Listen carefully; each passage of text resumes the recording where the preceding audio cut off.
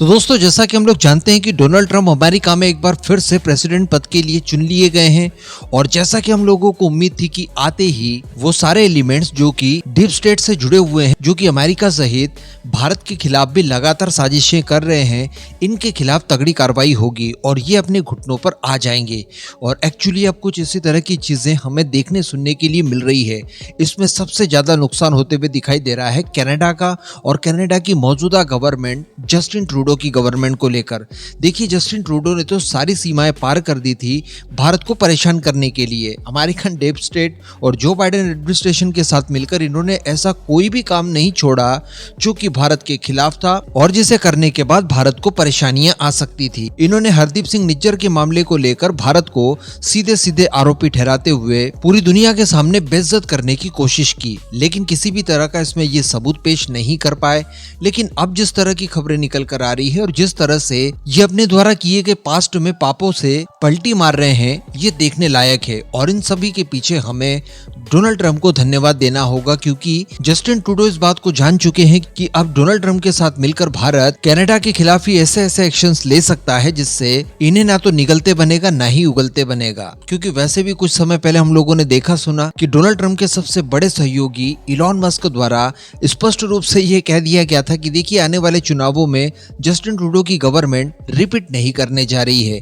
इसके अलावा उन्होंने यहाँ तक की बात भी बता दी कि हो सकता है कि ये पहले ही गिर जाए, क्योंकि इनकी गवर्नमेंट वैसे ही अल्पमत में आ गई है। इसके अलावा इनकी रेटिंग इतनी ज्यादा गिर गई है कनाडा के अंदर कि हो सकता है कि इनकी पार्टी ही मिलकर इन्हें पद से हटा दे और मध्यवर्ती चुनाव बीच में करवा दे। क्योंकि अब कनाडा के आम लोगों को ये बात पता चलने लग गई है कि ये भारत के नाम पर खालिस्तानी एलिमेंट्स को इतना ज्यादा सहयोग कर रहे हैं कि खालिस्तानी एलिमेंट कनाडा के अंदर बहुत बड़े पावर में आ चुके हैं। और अगर उनकी पावर इसी तरह से बढ़ती रही तो वो इन फ्यूचर भारतीयों के साथ साथ हिंदूज के साथ साथ लोकल कैनेडियंस को भी परेशान करेंगे। इसी वजह से इनके द्वारा अब ये बयान दिया गया है कि देखिए, कनाडा के अंदर जो खालिस्तानी हैं, ये पूरे सिख समुदाय का प्रतिनिधित्व नहीं करते। और यही एक्चुअली हम लोग सुनना चाहते थे। ये अपने आप में बहुत बड़ी बात है और इनके द्वारा लिए गए यू टर्नों में ये सबसे बड़ा यू टर्न माना जाएगा। इसके अलावा कुछ दिन पहले देखा गया था कि भारत के विदेश मंत्री डॉक्टर जयशंकर ऑस्ट्रेलिया अपने विजिट पर गए थे। वहां पर उन्होंने अपने काउंटर पार्ट यानी ऑस्ट्रेलियन फॉरेन मिनिस्टर के साथ कुछ बातचीत की, प्रेस कॉन्फ्रेंस वगैरह हुई। तो ऑस्ट्रेलिया टुडे को इन्होंने एक इंटरव्यू के दौरान कई सारी बातें बताई, कई सारे सवालों के जवाब दिए, जहां पर कनाडा, खालिस्तान, इन सबको लेकर भी इनसे कुछ प्रश्न पूछे गए।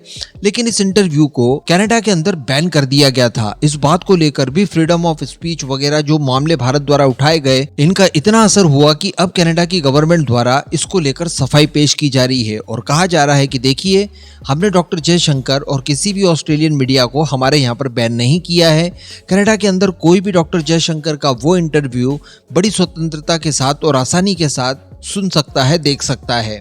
और जो कुछ भी कार्रवाई हुई थी ऑस्ट्रेलिया टुडे के ऊपर, वो मेटा द्वारा यानी फेसबुक के जो फाउंडर हैं, उस कंपनी के कुछ नियम बनाए गए थे वर्ष 2023 में, उनके तहत किया गया था। तो यहाँ से भी इन्होंने यू टर्न लेकर सफाई दे दी है। इसके अलावा दोस्तों, कनाडा के अंदर हिंदू मंदिर के ऊपर जो अटैक वगैरह हुआ था और उसके बाद जिस तरह का बैकलैश इन्हें झेलने के लिए मिला और किसी भी तरह की कोई कार्रवाई इनके एडमिनिस्ट्रेशन द्वारा नहीं की गई थी, उसमें भी बताया जा रहा है कि हिंदू मंदिर के ऊपर अटैक करने वाले मास्टरमाइंड को फाइनली कनाडा पुलिस द्वारा गिरफ्तार कर लिया गया है। तो भारत या फिर कनाडा में रहने वाले जितने भी हिंदूज हैं, वो कितना भी विरोध प्रदर्शन करते, इस व्यक्ति की गिरफ्तारी नहीं होती अगर अमेरिका के अंदर इलेक्शन में डोनाल्ड ट्रंप नहीं जीतते तो। और मंदिर पर अटैक के लिए जो मास्टरमाइंड था, इस व्यक्ति का नाम है इंद्रजीत घोषल।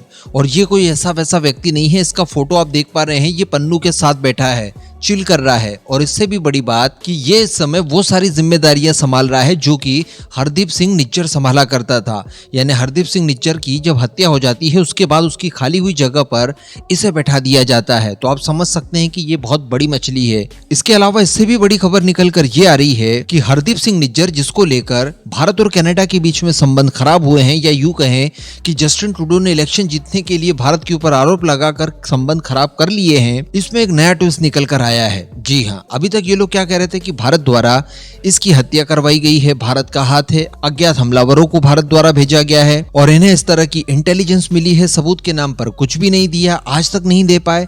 लेकिन अब इसमें बताया ये जा रहा है कि एक अलग एंगल से भी इस प्रक्रिया की जांच की जा रही है, जिसमें पाकिस्तानी एजेंसी ISI का हाथ बताया जा रहा है।